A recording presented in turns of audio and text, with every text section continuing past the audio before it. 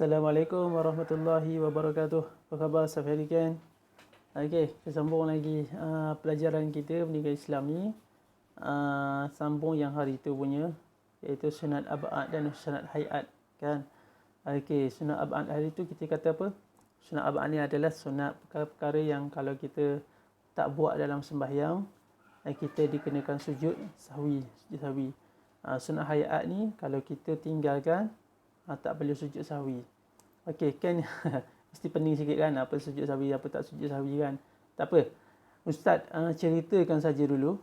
Nanti satu hari nanti bila kita dah belajar balik dekat sekolah, Ustaz akan terangkanlah apa tu sujud sahwi dan sebagainya, macam mana cara dia. Okey. Kalau Ustaz tak cerita pun nanti kan tertinggal lah. Kan tertinggal. Tak apalah, kan faham ataupun ni tidak, Ustaz memang rasa Ustaz kan kurang faham sikit lah. Tapi tidak apa, sebagai ilmu nanti Ustaz akan ceritakan balik untuk Ken. Okey. Baik, hari ni kita tengok sunat hayat. Sunat hayat. Sunat yang kita kata tadi apa? Sunat yang kalau kita tak buat, tak perlu kita sujud sahwi. Tak perlu kita sujud sahwi. Okey, apa yang sunat hayat? Tengok yang pertama. Bila kita sembahyang ni kan, kita akan angkat takbir. Dia kata kalau setiap bila kita berdiri, Allahu Akbar kan, kita angkat tangan, letak dekat dada. Kemudian kita turun rokok, Allahu Akbar. Okey. Daripada berdiri kita nak turun rokok tu, kita angkat tangan tu kan. Kalau kita tak angkat tangan tu, tak ada masalah. Tu angkat tangan tu kita sebut takbir intiqalat, takbir menukar daripada satu rukun ke satu rukun, daripada satu perbuatan ke perbuatan yang lain. Takbir tersebut kita sebut sebagai takbir intiqalat. Itu kalau kita tak sebut pun tak menjadi masalah. Okey, kemudian yang kedua, membaca a'udzubillahi minasyaitonirrajim dan menyebut amin selepas al-Fatihah. Itu pun sunat hayat juga. Maksudnya kalau kita tak sebut, tidak menjadi masalah. Kita nak baca surah Al-Fatihah, kita nak baca Bismillahirrahmanirrahim, Alhamdulillahirabbil alamin. Tak ada masalah. Kita tak sebut auzubillahi minasyaitonirrajim. Itu sunat hayat. Yang ketiga, membaca doa iftitah. Allahu akbaru kabira. Ini pun kita belajar kan. Okey, ini pun tak apa.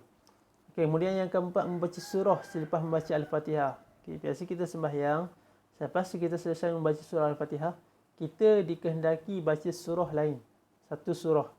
Surah lazim. Tak kira surah apa-apa. Surah Qul Huwallah ke, Qul A'udzu Birabbin Nas ke, apa-apa saja yang kita ingat, walaupun pendek. Okay. Tapi kalau kita tak baca, macam mana? Kalau kita langsung tak ingat apa-apa surah, tak ada masalah, sebab dia adalah sunat hayat. Maksudnya apa? Kalau kita baca surah Al-Fatihah sahaja pun dah sah sembahyang kita. Dah sah. Dan surah Al-Fatihah tu memang wajib baca lah. Memang wajib baca. Kalau kita tak baca, tak jadilah sembahyang kita tu. Okay. Kemudian yang kelima, menyaringkan suara pada bacaan Al-Fatihah dan surah pada rakaat pertama dan kedua ketika solat subuh, maghrib, isyak dan solat Jumaat. Kalau kita sembahyang maghrib, isyak, subuh, sembahyang Jumaat, imam ni lah kan, imam. Kita akan baca kuat. Bismillahirrahmanirrahim. Kemudian bila sampai habis tu, amin, sebut ramai-ramai tu kan. Baca kuat. Tapi kalau sembahyang zuhur, sembahyang asar, kita baca senyap-senyap saja, baca pelan-pelan saja, kita sendiri yang dengar. Okey. Jadi, menyaringkan suara pada bacaan Al-Fatihah dan suara pada rakaat pertama dan kedua tu adalah sunat hayat. Maksudnya kalau kita tak nyaringkan suara pun tak menjadi masalah. Kecuali kalau kita sembahyang berjemaah, sembahyang berimam. Imam dia kena baca kuatlah supaya makmum dengar. Okey, kemudian yang keenam, sikit je kan. Membaca tasbih ketika rukuk dan sujud. Bila kita turun kan daripada berdiri tadi, kita turun menjadi rokok, kita letak tangan dekat bahu, dekat lutut kan, ada bacaan dia. Tapi kalau kita tak baca pun tak menjadi masalah. Tapi sebaik-baiknya kita belajarlah. Subhana rabbiyal azim wa bihamdih. Kalau tak ingat, tak boleh nak sebut, tak ada masalah. Perbuatan tu pun dah dikira sah dah. Kemudian kita turun dekat bawah, sujud subhana rabbiyal a'la wa bihamdih. Itu pun adalah sunat hayat. Maksudnya kalau kita tidak baca dan tak ingat sekalipun, sembahyang kita tetap sah walaupun kita hanya sujud dan diam sahaja. Okey. Kemudian yang ketujuh, membaca sami Allahu liman hamidah dan rabbana lakal hamd. Okey. Tadi kita rokok kan? Kita cerita kita rokok. Kemudian kita bangun, sami Allahu liman hamidah rabbana lakal hamd. Itu pun kalau kita tak sebut sami Allahu liman hamidah dan rabbana lakal hamd, kita bangun saja berdiri.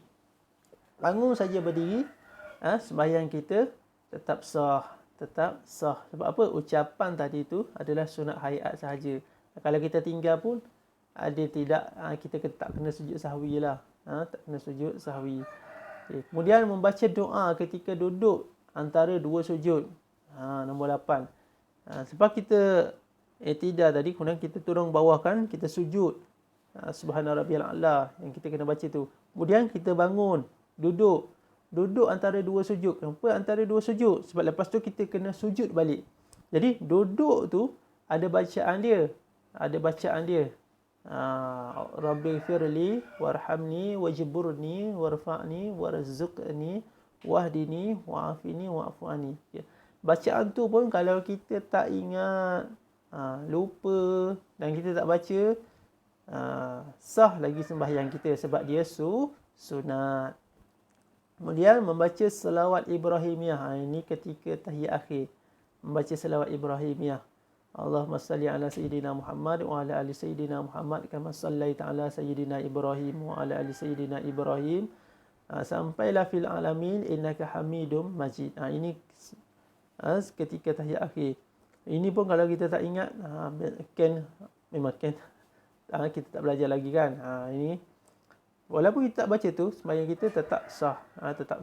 Kemudian memberi salam yang kedua. Tapi salam yang pertama jangan tinggal. Bila kita dah selesai sembahyang kan, Assalamualaikum warahmatullahi. Kita salam sebelah kanan dulu. Assalamualaikum warahmatullahi. Kalau kita tak buat salam yang kedua ni pun, sembahyang kita dah sah. Yang jadi rukun salam yang pertama saja. Mesti buat tu. Kalau tak sah nanti sembahyang kita. Jadi ada banyak bacaan-bacaan dalam sembahyang ni.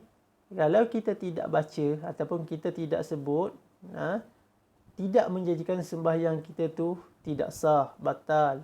Sebab dia adalah bacaan-bacaan yang sunat. Sebab itulah, kalau orang tu tidak pandai sembahyang sekalipun, dia baca bacaan yang wajib, surah Al-Fatihah, bacaan tahiyat, itu pun dah dia boleh sembahyang. Dah dikira sembahyang dia tu, dah diterima sembahyang dia tu. Tapi janganlah sembahyang macam tu sampai bila-bila. Maksudnya, dia tetap juga kena belajar sebut bacaan dalam sembahyang tadi tu. Walaupun merangkak. Okey, kan? Boleh? Okey, jadi ini saja kita belajar pada minggu ni. Jangan lupa jawab soalan ustaz nanti. Sekian. Assalamualaikum warahmatullahi wabarakatuh.